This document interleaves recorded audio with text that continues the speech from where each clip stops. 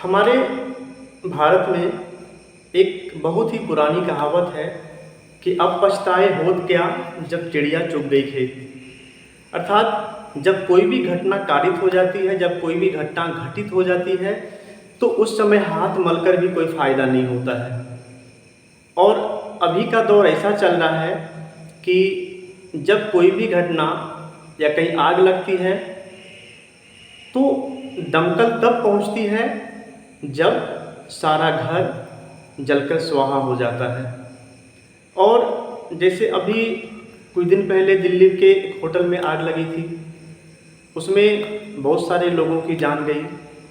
और कुछ दिन के बाद पता चलता है, जब घटना हो जाती है तो कहा जाता है कि वहाँ पे जो इमारत बनी हुई थी, 6 मंजिल की इमारत, वो अवैध निर्माण था।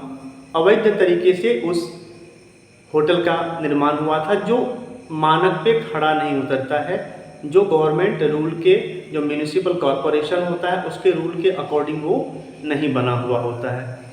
तो एक सवाल है सरकार से कि जब पॉश इलाका में जो रिहायशी इलाके होते हैं, वहाँ पे 6 मंजिल जो होटल होता है अलाउड नहीं होता है पर्टिकुलर एरिया में जहाँ पे आग लगी थी। तो फिर सरकार का ध्यान उस समय क्यों खुलता है जब घटना घटित हो जाती है और लोगों की जान चली जाती है। तो लोगों के जान के जाने का जो दुख होता है, जो अपने होते हैं, ये उन्हीं को पता होता है। मुआवजा देना दैट इज़ वो अलग बात है। और वहाँ की जो पब्लिक होती है, जो वहाँ के आसपास के लोग होते हैं, तो उन्हें भी इस बात का अंदाज़ा तब होता है जब घटना घटित हो जाती है, और तब वो कहते हैं कि इस होटल का यहाँ पे निर्माण नहीं होना चाहिए था। तो अभी के दौर में एक्चुअली हो क्या रहा है कि जब कोई भी घटना घटित होती है तब प्रशासन के और सरकार के कानों पे जूं रेंगती है। तो सीधा सवाल ये है कि इस तरह की जो घटनाएं होती हैं वो कब रुकेंगी, इसके लिए जिम्मेवार कौन है, और इस जिम्मेदारी से यदि कोई मुकर रहा है तो ये किनकी गलती है। और बेचारे जो आम पब्लिक हैं उनके साथ तो समस्या है।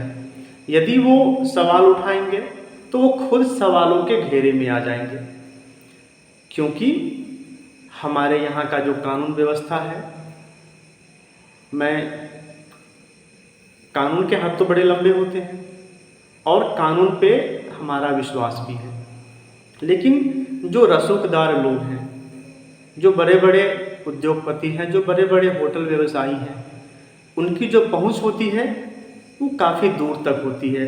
उनका बहुत सारी चीज़ों पे होल्ड होता है, जिस वजह से जो भोली भाली जनता है, वो जनता किसी भी मुद्दे को सार्वजनिक तौर पे बोलना नहीं चाहती है, और घटना घटने के बाद भी वो कैमरे को फेस नहीं करना चाहती है।